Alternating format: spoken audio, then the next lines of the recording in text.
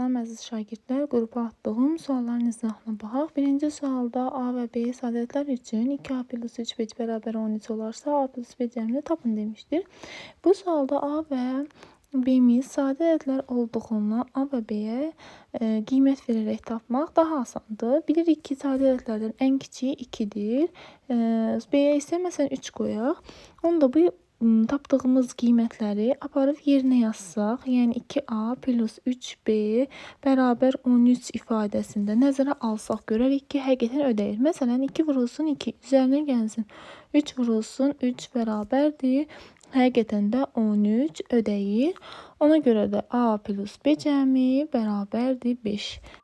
İndi isə digər sualın izahına baxaq.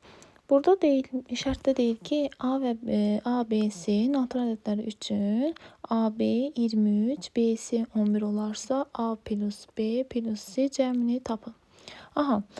Deyilir ki, AB-miz bərabər 23 verib özü, BC-miz də bərabər 11 verib.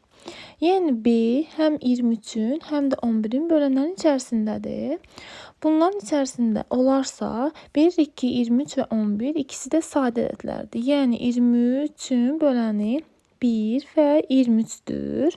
11-in böləni isə 1 və 11-dir. Deməli, A-mız ikisinin ortaq olanı 1 olduğundan, deməli B-miz 1-dir. A-mız isə 23, C də bərabərdir 11-dir. Bunların cəmini istəmişdir. Yəni A plus B plus C bərabər sual verilmişdir. Buradan isə onu da taparıq ki, 1 üzərinə gəlsin 23, üzərinə gəlsin 11 bərabərdir. O da bərabərdir 35. Deməli, doğru cavab 35.